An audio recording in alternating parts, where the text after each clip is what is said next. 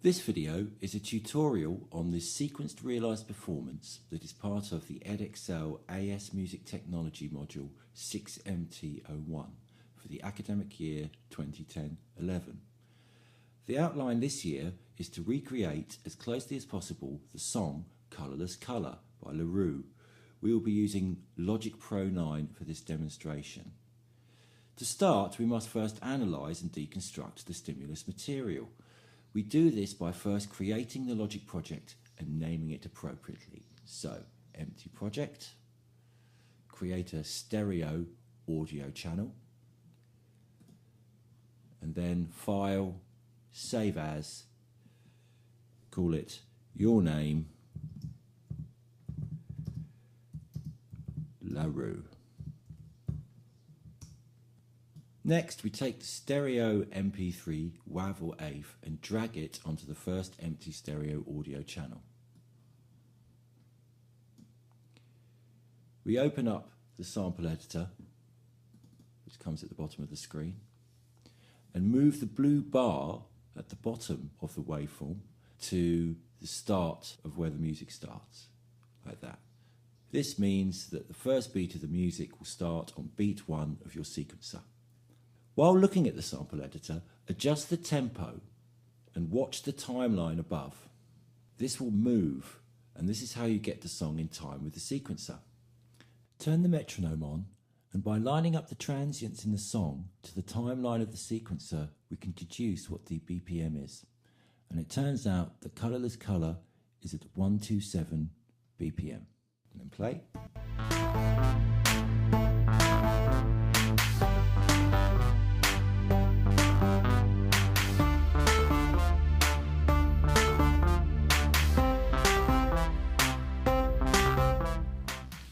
After you have listened to the song, it's a good idea to use the marker function to outline the different sections that make up the arrangement.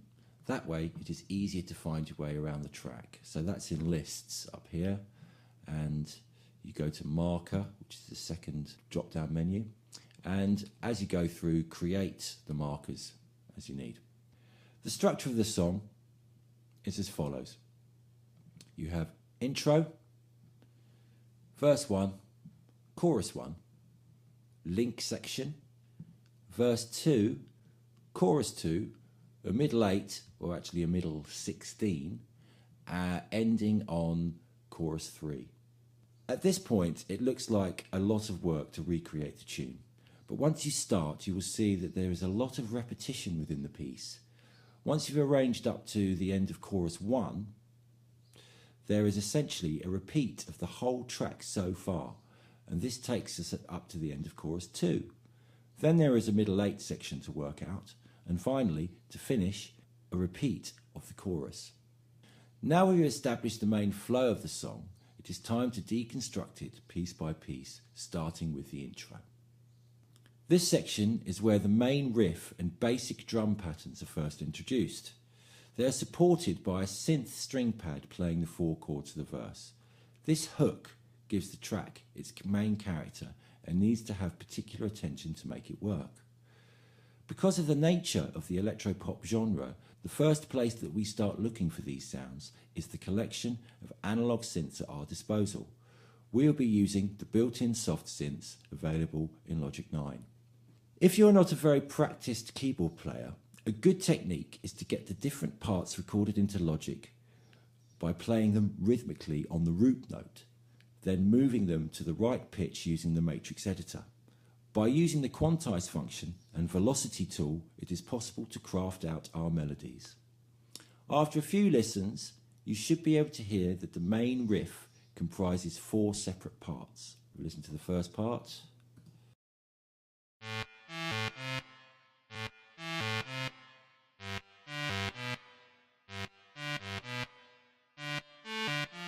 The first part starts with the ES Moog pulse that has been edited to give a longer attack in the ADSR envelope.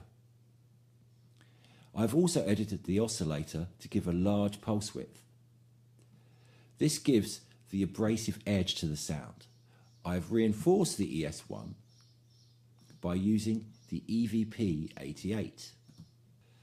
This is a Rhodes sound to give the percussive characteristic to the sound.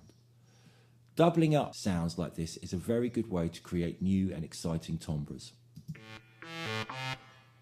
I have used the EQ to boost the high mid frequencies within the sound and compression to flatten out any dynamics, but I'll be talking about mixing later in some more detail. It's also a good idea to use the velocity tool in the matrix editor to set all the notes to their maximum velocity. Lastly, a platinum verb gives the metallic space required. The third part of the riff is like the main riff but leaves out the first note. I have used the EXS24 square wave synth with a little bit of glide to create this element of the riff. I've affected the sound with a tape delay and set it to a quarter note division and fairly short feedback. I've then placed this delay after a Space Designer reverb, and this gives the more defined delay sound that you need.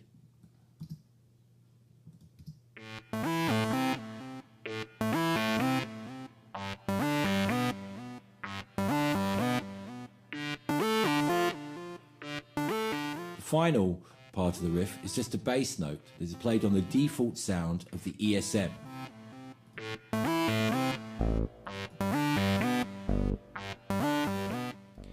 I've rolled off some of the low pass filter just to get rid of some of the buzzy part of the sound.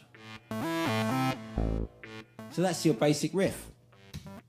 Okay, let's move on to the pad. The pad consists of two elements. You have a low pad, which sounds like this. I've used the ES2 dark pad.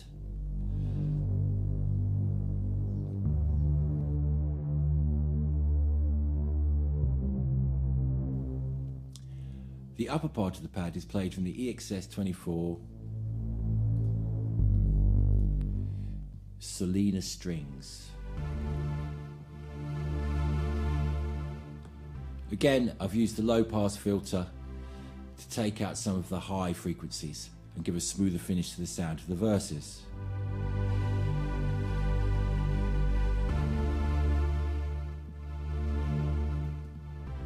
So, hear that with the riff.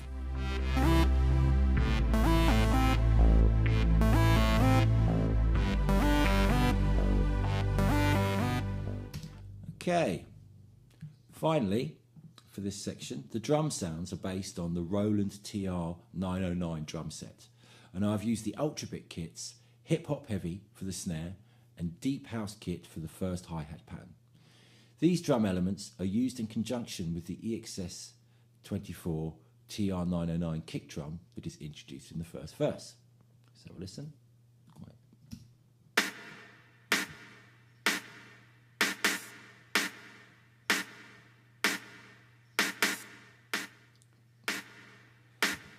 Again, it is very useful to set all the velocities to their maximum at this stage.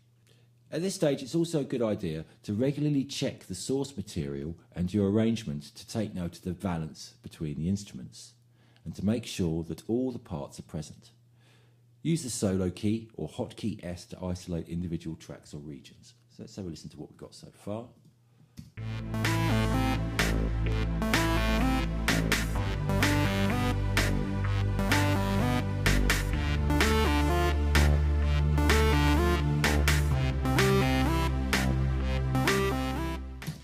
Okay, remember to save regularly. Logic creates a backup file of the arrangement so far, and you can use it if something unexpected happens to your current arrangement. Command S is the hotkey for save. Right, verse 1. As we move on to the first verse, we can hear that already there is some repetition in the parts. In fact, everything from the introduction carries on into the first verse. If we look at the drums in the first verse, we can see that here is where we introduce a simple kick drum pattern and a new hi-hat pattern.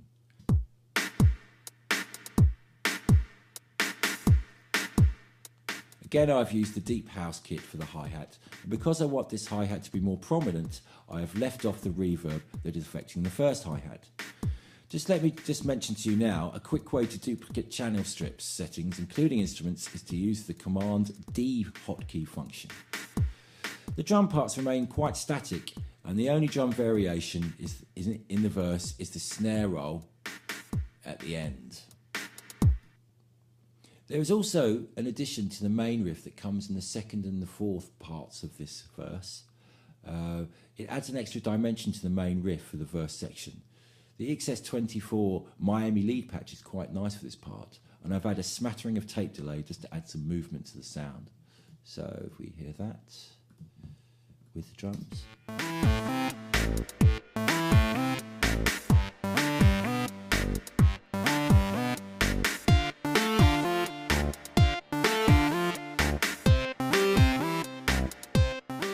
Of course, the vocal line is introduced in verse 1, and the most important characteristics of the sound that you choose is that it responds well to the pitch bend and modulation controllers. I have used the ES1 filter bubble to emulate the sound of the lead vocal. The pitch bend range is set to 2 semitones, which is here.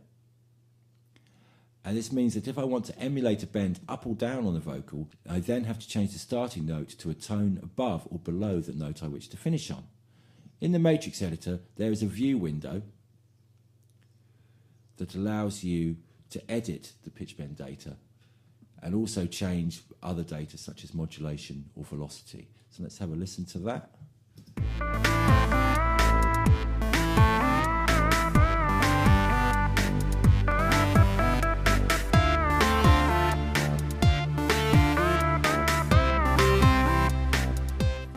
There's also 2 additional filter bubbles that are used for the vocal harmony in the second half of the verse.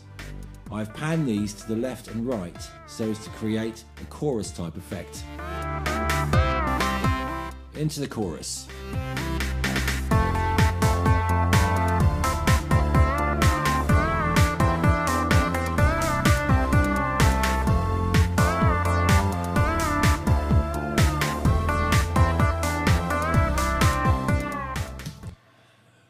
Right, the chorus. This is where the song starts to get a little bit more complicated. Firstly, there is the addition of 3 new drum parts. In particular, the addition of a new snare sound with a new rhythmic pattern and a variation on the existing hi-hat pattern. The chorus snare comes from the Ultrabeats Deep House kit, and the more abrasive EQ has been added to make it stand out against the verse snare. A good technique, if you're having trouble with this section, is to solo the stimulus track and use a pencil to draw in the notes on your drum track in the Matrix editor. Sometimes it's easier to use the visual representation of the notes as well as relying on your ears to get those parts into the sequencer. The kick drum is developed in the chorus to include a 4 to the floor rhythm as well as including the verse part.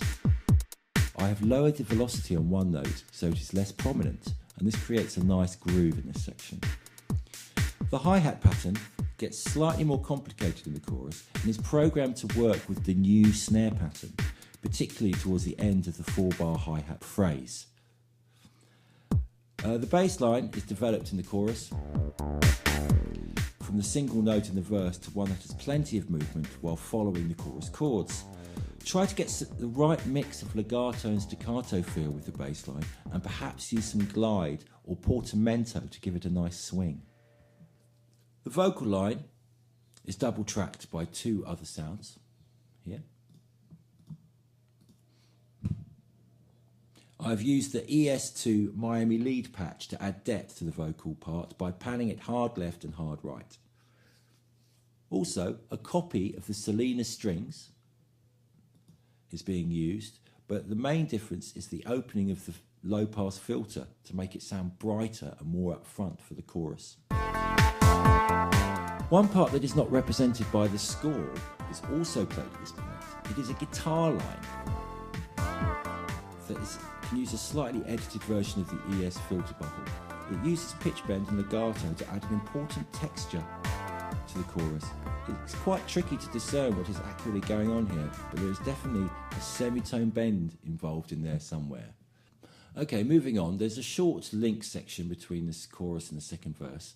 This gives a little space to introduce the second verse from the intensity of the chorus. This is a very common technique to create dynamics and movements within a song. So just hear that. Verse 2. There is no difference in the instrumentation for the second verse. The only change is in the vocal section. It has more harmony sections and is slightly more lyrical in its delivery, with more use of pitch bend.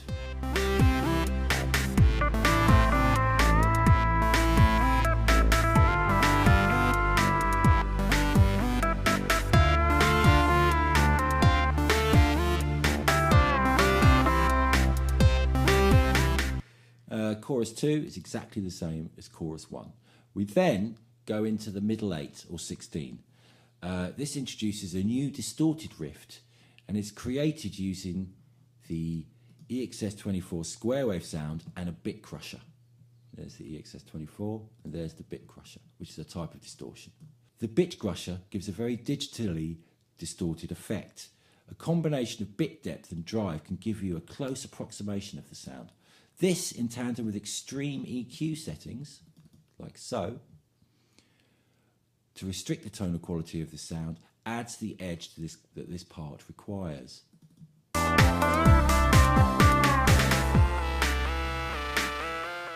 The drum part are the same as the chorus, except the kick drum part that is following the new bass line. There is a variation in the bass line that is reinforced by a new riff. This is played by the ES2 Big Trance Now sound. It is similar to the Bit Crusher riff and is used to accent the bass line variation and key change. The mid-late section is the last different part of the tune, and all that's left to do is copy the last chorus and to do a mix. Okay, just to talk briefly about mixing. The most important thing you can do when learning to mix is to reference the source material. This way you can learn how to use your ears to discern the characteristics of the song and try to recreate those sounds by using the tools at your disposal. The main tools we use for mixing are balance or level, panning, channel EQ, compression and reverb. We also use some other effects such as delay and stereo spread in special cases. I always put an adaptive limiter on the main output just to give an overall balance to the sound. And that concludes this tutorial on LaRue. I hope it's of some use to you. Thanks for listening.